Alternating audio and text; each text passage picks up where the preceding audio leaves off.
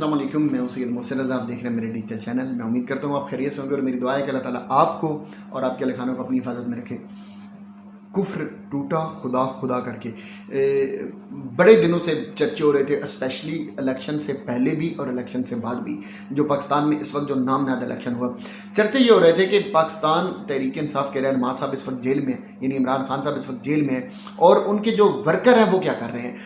جب بھی کوئی کسی مخالف پارٹی کی طرف سے جو اعتراض کیا جاتا تھا تو ایگزامپلس دی جاتی تھیں کہ بھائی اس وقت ورکر کیا کر رہے ہیں، تحریک انصاف کے لوگ کیا کر رہے ہیں، نوجوان کیا کر رہے ہیں، جو سیکنڈ ان قیادت ہے وہ کیا کر رہی ہے. تو جب بھی اس طرح کا ٹاپک آتا تھا تو یقیناً تنقید کی جاتی تھی. تنقید اس لیے کی جاتی تھی کہ ایگزامپلس دی جاتی تھی. ذوالفقار علی بھٹو صاحب، ان کو پھانسی لگی، اور پھانسی صرف اس لیے لگی کہ جب وہ جیل میں تھے تو پیپل پارٹی کے لوگ جو تھے ان کے لیے باہر نہیں نکلے تھے، وہ باہر نکلتے تو ممکن ہے یہ صورتحال نہ رہتی، اور یقیناً شاید نہ رہتی. اور میں تو بلکہ اس سے ایک قدم آگے جا کے کروں گا کہ اگر سوشل میڈیا نہ ہوتا، سوشل میڈیا پر جس طرح کا پروٹیسٹ کیا گیا، اگر یہ سوشل میڈیا نہ ہوتا تو شاید اس وقت عمران خان صاحب جو انہیں بھی پھانسی پر لٹکا دیا گیا ہوتا، اور پتہ نہیں کیا کیا الزامات اور کیا کیا چیزیں ان کے کھاتے میں بھی ڈال دی گئی ہوتی. اور اگر یوں کہا جائے کہ 79 کے اندر جب ذوالفقار علی بھٹو صاحب کو پھانسی لگائی گئی تھی، اگر اس وقت سوشل میڈیا ہوتا تو شاید وہ والا ایکٹ نہ ہو سکتا. اگر بے حسی کی میں بات کروں تو یقین کریں جتنی بے حس قوم اس وقت ہو چکی ہے، یہ بے حس قوم اگر 47 میں ہوتی نا تو آپ لکھ لیں، موٹے قلم سے لکھ لیں کہ کبھی بھی پاکستان نہ بنتا. اتنے بے حس ہم اب تک ہو چکے ہیں. پچھلے 75 سالوں میں ہم نے جو سفر طے کیا ہے وہ ہم بے حسی کی طرف گئے ہیں، ہم غیرت مند نہیں بنے. اینی تحریک انصاف کے حوالے سے جو بات کی جاتی تھی وہ یہی کی جاتی تھی کہ عمران خان صاحب کے لیے پروٹیسٹ کرنا چاہیے، کوئی پالیسی بنانی چاہیے کچھ. اگر آپ کو یہ لگتا ہے کہ اسٹیبلشمنٹ انوالو ہو رہی ہے، اور اسٹیبلشمنٹ جو ہے وہ آپ کے معاملات میں نہیں بلکہ پاکستان کے جمہوری سسٹم کے معاملات میں انٹرپٹ کر رہی ہے، اور پورے کے پورے سسٹم کو انہوں نے قید کیا ہوا ہے، شکنجے ملی ہوا ہے، جکڑا ہوا ہے، ان کا اپنے جال میں رکھا ہوا ہے اور بلیک میل کر کے وہ چلا رہے ہیں، تو پھر احتجاج کیوں نہیں کرتے ہو؟ صرف باتیں کیوں کرتے ہو؟ اور باتیں بھی وہ کرتے تھے جو لوگ پاکستان سے باہر بیٹھے ہوئے تھے. پاکستان کے اندر سے احتجاج اور پاکستان کے اندر سے شور کیوں نہیں مچایا جاتا تھا؟ پاکستان کے اندر سے آواز کیوں نہیں اٹھائی جاتی تھی؟ اور جب عمران خان صاحب جیل میں چلے گئے تو پھر تو یہ باتیں اور بھی بڑی ہونے لگی کہ اب تو ان کے لیڈر کو پکڑ لیا گیا تو یہ کوئی احتجاج نہیں کر سکے. اپنے لیڈر کے لیے انہوں نے کیا کیا؟ یہ ڈر گیا، خوف کہ مارے اپنے آپ کو اندر چھپا لیا گیا.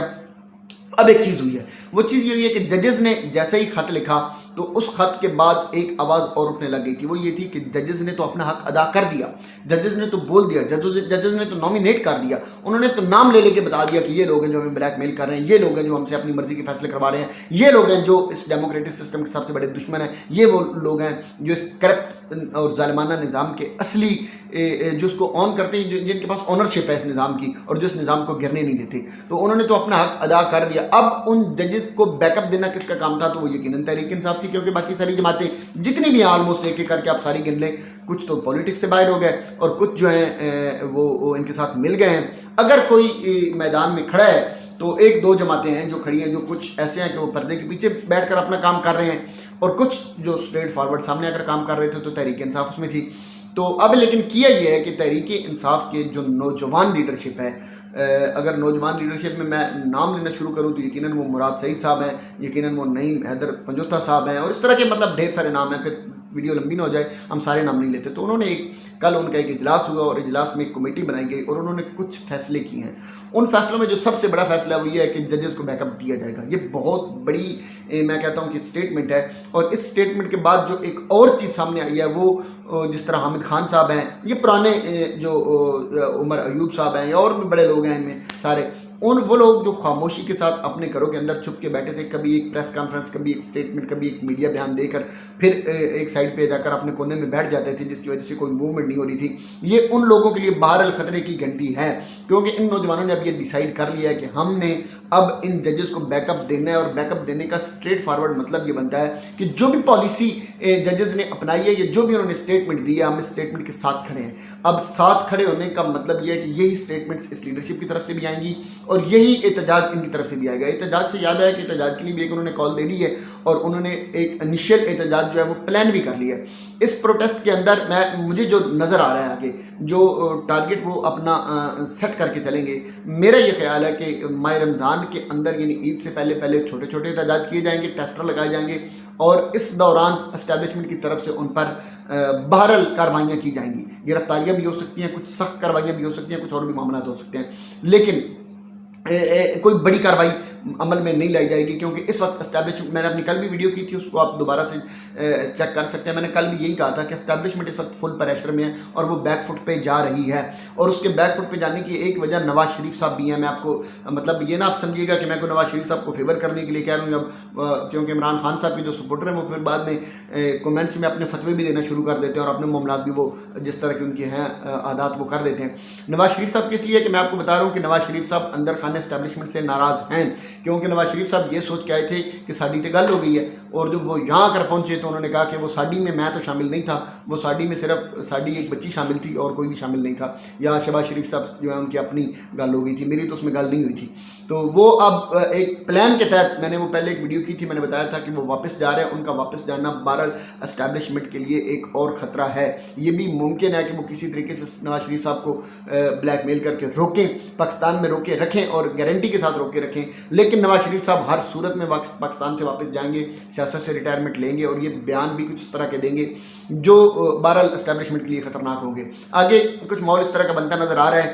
تو ایک تو یہ وجہ کہ وہ پریشرائز ہو کے پیچھے چلی گئی، ایک ججز کا لیٹر ہے. اب اس کنڈیشن کے اندر جب پاکستان تحریک انصاف کے نوجوان لیڈرشپ نے یہ ڈیسیژن دیا ہے کہ وہ باہر نکلیں گے، آواز اٹھائیں گے، تو ٹارگٹ ان کا بہرحال عمران خان کی رہائی ہوگا. ججز کو بیک اپ دیا جائے گا، وکلاء تحریک کو ساتھ میں لایا جائے گا. اس میں انہوں نے پلان یہ کیا کہ اسٹوڈنٹس کے پاس جایا جائے گا، وکلاء کے پاس جایا جائے گا، اپنے جو پولیٹیکل ہمارے جو پارٹنرشپ ہے جن کے ساتھ ہم ان لوگوں کے پاس جائیں گے، سیاسی جماعتوں کے پاس جائیں گے. تو ایک مجھے آگے ان فیوچر چند دنوں کے اندر، اگر میں یہ کہوں کہ 1-2 مہینوں کے اندر اندر، مجھے ایک بڑی تحریک پاکستان میں چلتی ہوئی نظر آ رہی ہے. اور اس تحریک کا جو نتیجہ ہے وہ کم از کم جو نکلے گا، ایک تو عمران خان صاحب کی رہائی ہوگی، اور دوسرا جو ہے وہ کم از کم یہ جو سسٹم جو گورنمنٹ چل رہی ہے، اس گورنمنٹ کا وہ اختتام ہوگا. اس میں ان فیوچر مطلب میں ابھی تو کچھ نہیں کہہ سکتا، حالات کسی بھی طرف جا سکتے ہیں. میں نے اگلے دن بھی بات کی تھی کہ اگر انقلاب کی آپ بات سوچ رہے ہیں تو یہ تو ممکن نہیں ہے، مجھے نہیں نظر آ رہا. لیکن ایک کوئی بڑا کولیبریشن جو ہے وہ پھر سے بن سکتا ہے. 2014-2013 کی طرز کا ایک بڑا کولیبریشن پھر سے بن سکتا ہے، اور ایک بڑی تحریک چل سکتی ہے. پھر یہ تحریک بہرحال عمران خان صاحب کی رہائی کی طرف بھی جائے گی اور اس گورنمنٹ کے خاتمے کی طرف بھی جائے گی. یہ چیز اس میں ایک اینڈ ہو سکتی ہے کہ ممکن ہے کہ پاکستان تحریک انصاف یا جو بھی لوگ احتجاج کے لیے نکلتے ہیں ان کا اور اسٹیبلشمنٹ کا آپس میں پیچ اپ ہو جائے، اور کسی ایک پوائنٹ کے پر آ کر اتفاق رائے بھی ہو جائے، اور اگلے الیکشن پہ چلے جائیں، یا اسی الیکشن میں کچھ اس طرح کی چینجز کر کے گورنمنٹ جو ہے کسی اور پارٹی کو دے دی جائے.